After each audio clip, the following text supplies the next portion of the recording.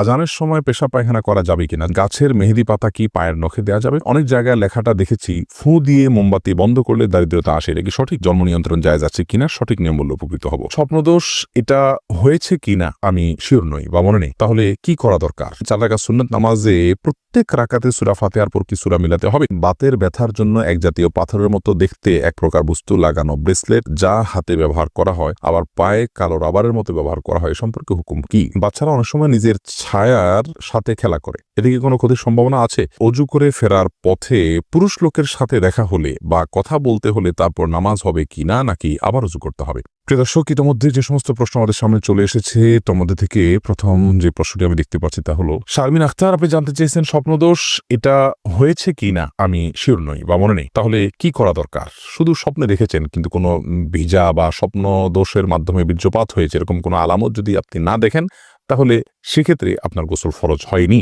আপনি স্বপ্নে দেখেছেন বীর্যপাত হয়েছে, বাস্তবে বীর্যপাতের কোনো আলামত যদি খুঁজে না পান তাহলে আপনাকে গোসল করতে হবে না। কাজী রিয়াদ, আপনি জানতে চেয়েছেন বাচ্চারা অনেক সময় নিজের ছায়ার সাথে খেলা করে, এতে কি কোনো ক্ষতির সম্ভাবনা আছে? না, বাচ্চারা নিজের ছায়ার সাথে খেলা করলে এর জন্য বিশেষ কোনো ক্ষতির কথা আছে বলে আমার জানা নেই। মেহনাজ পারভিন, আপনি জানতে চেয়েছেন অনেক জায়গায় লেখাটা দেখেছি ফু দিয়ে মোমবাতি বন্ধ করলে দারিদ্রতা আসে, এটা কি সঠিক? এটি কুসংস্কার। ফু দিয়ে মোমবাতি বন্ধ করা জায়েজ না। ফু দিয়ে মোমবাতি বন্ধ করলে দারিদ্রতা আসে এরকম কোনো বিশ্বাস রাখা যায় না। দারিদ্রতার সাথে এগুলোর কোনো সম্পর্ক নেই, এগুলো কুসংস্কার, এমনটি বিশ্বাস করা যাবে না। এটি বিশ্বাস ছোট শিরকের অন্তর্ভুক্ত হবে। বরং ফু দিয়ে মোমবাতি নেভাতে গেলে যদি আগুন ডানে বামে ছড়াতে পারে সে ভয় থাকে তাহলে ফু দিবেন না, হাত দিয়ে নেভাবেন, সেটি ভিন্ন বিষয়, কিন্তু এর কারণে দারিদ্রতা আসে এরকম কথা সঠিক নয়। সফিবুর রহমান, আপনি জানতে চেয়েছেন সুন্নত পদ্ধতিতে গোসল করার জন্য প্রথমে উজু করলাম, তারপরে সারা দেহে সাবান মেখে গোসল করলে আবার কি উজু করতে হবে? না, এরপরে আর উজু করার প্রয়োজন নেই। তো অনেক ওলামায়ে কেরামের মতে লজ্জাস্থান সরাসরি স্পর্শ করলে উজু ভেঙে যায়। তাদের মত অনুযায়ী আপনি লজ্জাস্থান, এমনিতে গোসলের সুন্নাহ পদ্ধতি হলো যে আগে লজ্জাস্থানে কোনো ময়লা নাপাক থাকলে সেগুলোকে আগে ভালো করে ধুয়ে ফেলা, এরপরে পুরো শরীর ধোবেন, তাহলে সেক্ষেত্রে আর লজ্জাস্থানে সরাসরি স্পর্শ করবে না। তবে লুঙ্গি ইত্যাদির মাধ্যমে স্পর্শ করলে কারোর মতেই অজু ভঙ্গ হবে না। মিতা নাহিদা, আপনি জানতে চেয়েছেন কিছুদিন আগে আমার বাচ্চা হয়েছে, বাচ্চা হওয়ার কতদিন পর আমি নামাজ পড়তে পারবো বললে উপকৃত হব? বর্ণিতা, বাচ্চা হওয়ার পর ব্লিডিং যতদিন চলবে ততদিন আপনি নামাজ পড়বেন না, ব্লিডিং শেষ তখন থেকে আপনি নামাজ পড়বেন। এটাকে নেফাস বলা হয়।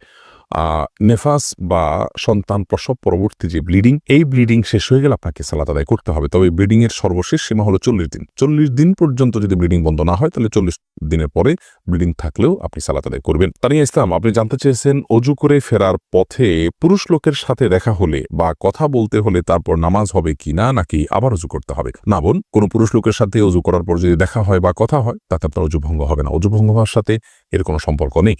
কেউ যদি অজু করার পর কোনো পুরুষের সাথে অন্যায়ভাবে দেখা দেন, হারামভাবে দেখা দেন, হারাম কথা বলেন, তাহলে ঠিক গুনার কারণ হবে, ভিন্ন কথা, কিন্তু এর ফলে অজু ভঙ্গ হবে না।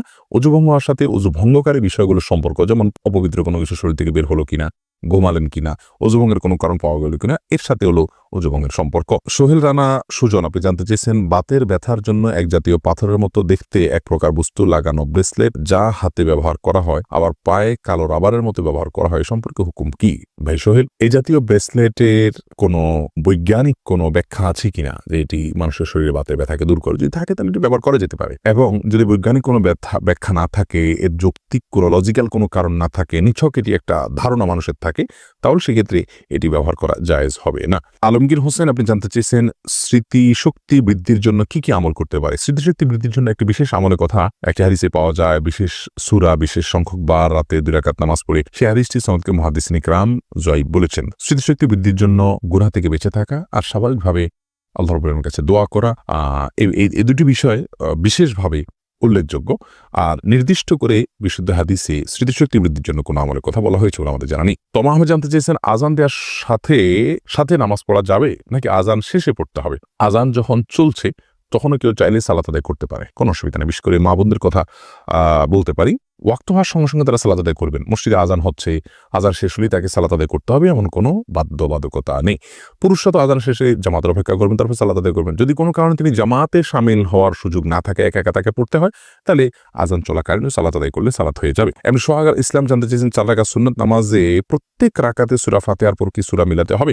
সুন্নাত নামাজ হলে প্রত্যেক রাকাতে মিলাবেন। আরফিন আহমেদ সাগর, আপনি জানতে চেয়েছেন চিংড়ি মাছ খাওয়া জায়েজ হবে কিনা? জি, চিংড়ি মাছ খাওয়া জায়েজ আছে, এটাকে একসময় আমরা মাকরু বলতেন, এখন কেউই এটাকে আর মাকরুহ বলেন না, কারণ এটিও এক প্রকারের মাছ, যার কারণে এটি সম্পূর্ণ জায়েজ এবং হালাল। হালিমা বেগম জানতে চেয়েছেন, গাছের মেহেদি পাতা কি পায়ের নখে দেওয়া যাবে? কোনো অসুবিধা নেই। অনেকে মনে করেন যে মেহেদি পাতা পায়ে দেওয়া যাবে না, যেটি দাড়িতে দিতে হয়, চুলে দিতে হয়, এমন কোনো কথা নেই।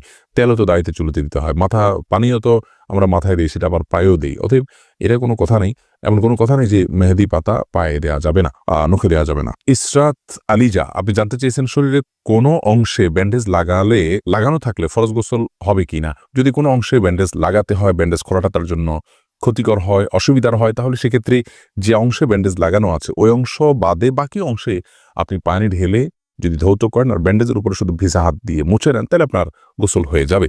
আর যদি ব্যান্ডেজটা এরকম জায়গায় হয়, কথার কথা পেটে বড় করে ব্যান্ডেজ আছে, তাহলে সেক্ষেত্রে আপনি উপরের অংশে কোনোভাবে পানি দিতে পারছেন না, দিলেই ব্যান্ডেজ ভিজে যাবে, তাহলে সেক্ষেত্রে আপনি অবশ্যই তায়াম্মুম করে সালাত আদায় করতে পারবেন। যে প্রশ্নে আমি দেখতে পাচ্ছি, নাসরিন আক্তার চাঁদিনী আপনি জানতে চেয়েছেন, সোনা দিয়ে কি দেনমোহর শোধ করা যায়? যে কোনো কিছু দিয়েই দেনমোহর শোধ করা যেতে পারে। শাহান রাফসান আপনি জানতে চেয়েছেন, নামাজের মধ্যে মুখে যদি দাঁতের ভেতর থেকে কোনো কিছু খাবার বের হয় তাহলে কি নামাজ হবে? সামান্য যদি কণা টনা জাতীয় হয় কোনো অসুবিধা নেই, তাতে নামাজ হয়ে যাবে। দাঁতের মধ্যে কণা ছাড়া তো আর বড় কিছু থাকার কথাও নয়, অতএব এটি জায়েজ হবে ইনশাআল্লাহ। হ্যাঁ, যদি মুখের ভিতরে কোনো খাবার রেখে আপনি নামাজ দাঁড়িয়ে যান আর ওটা খেতে খেতে নামাজ পড়েন, আপনি গিলেন খান, তাহলে তো আপনার নামাজ হবে না। মেহরুন রিয়া আপনি জানতে চেয়েছেন, দেনমোহর যদি না নেওয়া হয় তাহলে কি কিছু হবে? না, দেনমোহর যদি আপনি গ্রহণ না করেন আপনার স্বামীর কাছ থেকে, ধার্য হতে হবে, আপনি নিলেন না, তাকে ক্ষমা করে দিলেন বা মওকুফ করে দিলেন, তাকে দায়মুক্ত করে দিলেন, তাহলে সেটি কারণে আপনাদের বৈবাহিক সম্পর্কে কোনো প্রকার অসুবিধা হবে না। আল্লাহ তাআলা কোরআনে কারীমে বলেছেন, যদি মেয়েরা দেনমোহরের ব্যাপারে কোনো ছাড় দেয়, স্বামীকে কোনো অংশ ছাড় দেয়, তাহলে স্বামীদেরকে আল্লাহ তাআলা বলেছেন ফাকুলুহু হানি আম্মারি, তাহলে সেটা তোমরা সন্তুষ্ট চিত্তে খেতে পারো, ভোগ করতে পারো, তোমাদের স্ত্রী তোমাদেরকে ছাড় দিয়ে। এমনি মাহবুর রহমান জানতেছেন, একামতের সময় মুসল্লিরা কখন দাঁড়াতে হবে? একামতের সময় মুসল্লিদের নির্দিষ্ট কোনো বাধ্য করে দেওয়া হয়নি যে এই সময় দাঁড়াতে হবে। আমরা অনেকে মনে করি যে কামাতের সালাহ বললে তখন দাঁড়াতে হবে, অথবা হাইয়া আলাস সালাহ হায়াল ফালাহ বললে তখন দাঁড়াতে হবে, এরকম কোনো কিছু কিন্তু আবশ্যক নয়। একামতের শুরুতে বা মাঝে যে কোনো পর্যায়ে মুসল্লি দাঁড়াতে পারবেন। মোহাম্মদ আবু জাহেদ আপনি জানতে চেয়েছেন, জন্ম নিয়ন্ত্রণ জায়েজ আছে কিনা? সঠিক নিয়ম বললে উপকৃত হব। জন্ম নিয়ন্ত্রণ করা ইসলাম শরীয়তের দৃষ্টিকোণ থেকে জায়েজ রয়েছে দুটি শর্ত সাপেক্ষে। প্রথম শর্ত হলো, সন্তান জন্ম নিলে সে কি খাবে বা তাকে আমি কি খাওয়াবো, এই মুহূর্তে আমার উপার্জন নেই, অথবা এই মুহূর্তে তার জন্ম হলে আমি অর্থকষ্টে ভুগবো, এরকম শঙ্কা থেকে জন্ম নিয়ন্ত্রণ করা জায়েজ নাই। কারণ আল্লাহ রাব্বুল আলামিন কোরআনে কারীমে বলেছেন, লা তাকতুলু আওলাদাকুম খাশিয়াতা ইমলাক নাহনু নারযুকুহুম ওয়া ইয়াকুম, তোমরা তোমাদের সন্তানদেরকে কি খাওয়াবে এই চিন্তা থেকে হত্যা করে ফেলো না, কারণ আমি তাদেরকে এবং তোমাদেরকে উভয়কে রিজিক দান করব। অতএব রিজিকের ভয়ে জন্ম নিয়ন্ত্রণ করা জায়েজ নাই। যদি কেউ এই চিন্তা থেকে জন্ম নিয়ন্ত্রণ করে যে আমার স্ত্রীর স্বাস্থ্যগত দিক থেকে তিনি এখন সন্তান জন্ম দেওয়ার জন্য ফিট নন, অথবা ডক্টর নিষেধ করেছেন যে এত বছর পর্যন্ত সন্তান ধারণ করা উচিত হবে না, অথবা এমন কোনো জায়গায় আছেন যেখানে আসলে এই মুহূর্তে আরেকটি সন্তান হলে সেটাকে লালন পালন করা কঠিন হবে, বা একটা ছোট সন্তান আছে মায়ের দুধ খাচ্ছেন, আরেকটা সন্তান আসলে মায়ের জন্য লালন পালন করাটা টাফ হয়ে যাবে, সেরকম লোকজন নাই, অর্থাৎ পারিপার্শ্বিক কারণে যদি জন্ম নিয়ন্ত্রণ করা হয় সেটা জায়েজ রয়েছে। দ্বিতীয় শর্ত হলো যে যদি স্থায়ীভাবে না করা হয়, অস্থায়ীভাবে করা হয়, সে অস্থায়ীটা 2 বছর 4 বছর 6 বছর 10 বছর পর্যন্ত হতে পারে, সমস্যা নেই।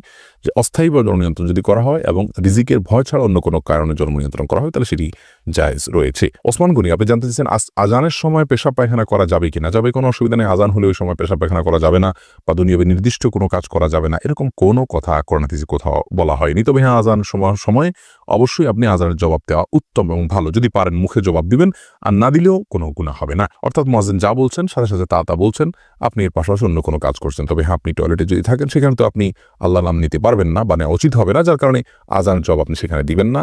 অর্থাৎ এক কথা, আজানের সময় টয়লেটে কেউ থাকলে টয়লেটে থাকতে পারেন, পেশাব পায়খানা করতে পারেন বা অন্য যে কোনো কাজ করতে পারেন, কোনো প্রকার নিষিদ্ধ নয়। এমন কোনো কাজ যদি করেন যেখানে থেকে আজানের মুখে জবাব দিতে পারছেন, তাহলে জবাব দিবেন, সেটি সওয়াবের কাজ, আর না পারলে দিবেন না।